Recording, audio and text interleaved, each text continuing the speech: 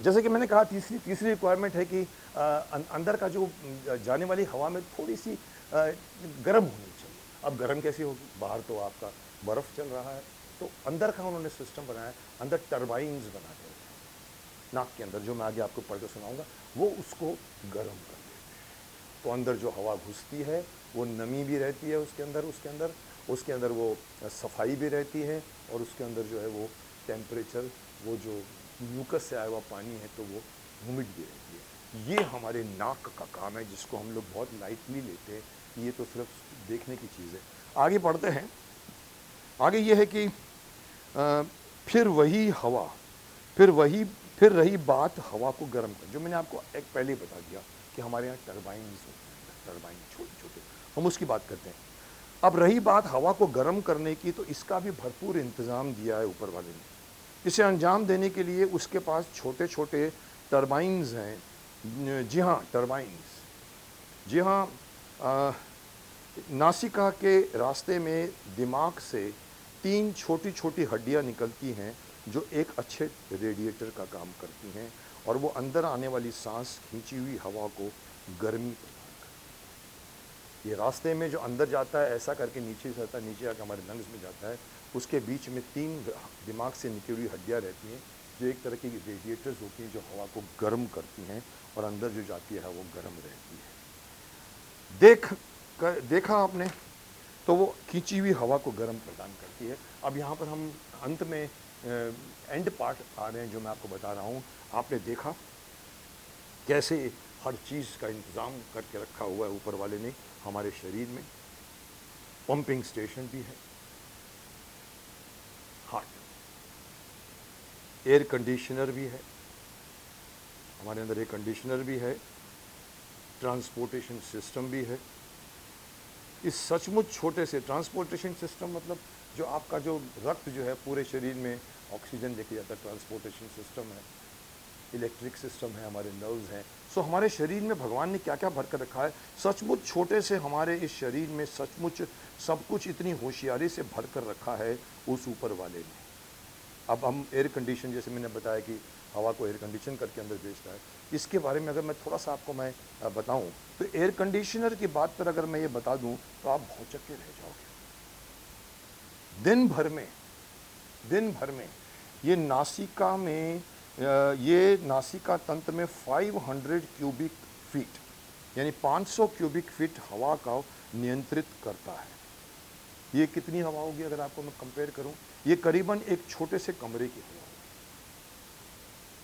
और जैसा कि आप देखते हैं कि ऐसे कमरे में लगे एयर कंडीशनर, एक बड़े से बॉक्स रखा जाता है। एयर कंडीशनर का एक बॉक्स होता है, आप देखते हैं, या तो खिड़की के होता है, या आजकल तो बाहर और अंदर का सिस्टम आ गया, पर इतना बड़ा एक तंत्र होता है और रहता है। और जबकि हमारे मुकाबले में, उसके मुकाबले में हमारे नासिका तंत्र का ये एयर कंडीशनर सिर्फ चंद सेंटीमीटर में था। वहाँ एयर कंडीशनर इतना बड़ा, यहाँ पर इतना सा छोटी छोटी हड्डियाँ हैं, टर्बाइन्स। कैसे बनाया होगा भगवान ने इन छोटी छोटी चीज़ों को? हर जगह पे मैं आपको बताते जा रहा हूँ, जैसे लाख के 10वें, 1 लाख के 10वें लाख पर भाग। जैसे कि सेल्स के बारे में बताया कि एक सुई के ऊपर 10 लाख सेल्स आराम से बैठ सकते हैं। जैसे कि मैंने आपको और चीज़ें बताई कि कितनी छोटी होती है, कितनी माइन्यूट होती है, कितनी माइक्रो होती हैं। ये कैसे बनाया होगा ऊपर वाले ने? कभी कभी अगर आप इस पर सोचेंगे तो आप दंग तो हो ही जाओगे, लेकिन अप्रिशिएट करोगे अपने मालिक को, जिसने आपको ये शरीर दिया है, जिसकी वजह से मैं आपको ये सब इतना बड़ा लेक्चर देते जा रहा हूँ। शरीर मंदिर है, उसकी पूजा कीजिए। शरीर मंदिर है, उसकी कदर कीजिए, आपको फ़ायदा होगा। हम भगवान की पूजा करते हैं, मस्जिदों में जाते हैं, गुरुद्वारे में जाते हैं, चर्चों में जाते हैं, पूजा करते हैं, ओ गॉड, ओ भगवान, हे भगवान, अल्लाह, ओ करते।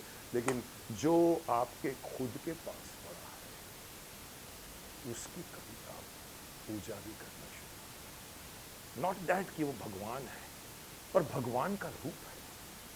हर जीव के अंदर भगवान ने एक शरीर दिया। जैसे मैंने कहा, हर आत्मा, उसको जीने के लिए एक शरीर चाहिए, उसको ज़िंदगी भोगने के लिए इस जन्म में वो आता है तो उसको एक शरीर चाहिए होता है। वो माँ के गर्भ में एक छोटे से अंडे में उसको पता है ये बच्चा बनने वाला है, उसमें वो आत्मा घुस जाती है। हम जितने भी घूम रहे हैं दुनिया में, हम बोलेंगे 130 करोड़ हमारे देश में, 6 बिलियन पूरे वर्ल्ड में है, वो क्या है? सब अलग अलग आत्मा है।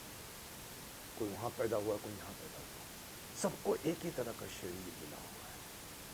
अनोखा, चमत्कृत करने वाला, ग्रेट मशीन सबको मिली है, चाहे वो गरीब है, अमीर है, हिंदू है, मुस्लिम है, सिख है, ईसाई है, करोड़पति है, अरबपति है, कोई फर्क नहीं पड़ता। शरीर वही है। 6 फीट का है कोई फर्क नहीं पड़ता, 5 फीट का है कोई फर्क नहीं पड़ता, बौना है तो भी फर्क नहीं पड़ता। 3 डेढ़ फीट के भी इंसान आपने देखे होंगे, जिसको हम वो कहते हैं कि दुनिया में सबसे छोटा इंसान, उसकी भी मशीन अगर आप मालूम करोगे, वही टाइप ऑफ लंग्स, वही हार्ट, वही किडनी, वही लिवर, वही आंख, वही कान। तो फिर किस बात का हम झगड़ा करते हैं आपस में? किस बात के लिए हम अपने आप को ऊंचा समझते हैं? अरे चुप, तुम तो धूल हो हमारे सामने। अरे साहब, आप वही हैं जो वो है। धर्म आपका इसीलिए नहीं है कि आपको भगवान ने अलग धर्म का एक मॉडल बना के भेजा है। उसने वही भेजा है, वही ज़ाइगोटे है, वही एक सेल 100 ट्रिलियन सेल्स बन जाता है। आप बीच की यात्रा में कहीं ना कहीं धर्म को जोड़ देते हैं। जिस घर में पढ़ रहे होते हैं, पैदा होते हैं, वहाँ कुरान पढ़ी जाती है। जिस घर में आप पैदा होते हैं वहाँ पर गीता पढ़ी जाती है। जिस घर में पैदा होते हैं वहाँ बाइबल पढ़ी जाती है। किसी में आप जो है वो गुरु ग्रंथ साहिब पढ़ते हैं, तो आप फिर वो आस्था लेके बैठ जाते हैं और आप अपने आप को दूसरों से अलग समझते हैं, जो गलत है मेरे हिसाब से। जिस दिन आपको समझ में आ जाएगा कि इंसान हार्ड मांस का पुतला है, जिसके अंदर एक आत्मा है, वो आत्मा हमारे शरीर को भोगती है। जब हमारी ज़िंदगी ख़त्म हो जाती है, वो आत्मा दूसरे जगह चली जाती है। जैसे हम अपने कपड़े बदलते हैं, आत्मा हर शरीर का चोला बदलती है। ये जिस दिन ज्ञान आपको आ जाएगा, मैं समझता हूँ धर्म के बीच में झगड़ा होना बंद हो जाएगा। सो मेरा यहाँ मकसद उस बात को लाने का नहीं है। मेरा मकसद सिर्फ ये है, शरीर को पहचानिए, कद्र कीजिए, उसकी देखभाल कीजिए, आपको ही फायदा होगा। वेट कीजिए, अगले भाग में मैं अपनी तीसरी इंद्री पर आऊँगा। तब तक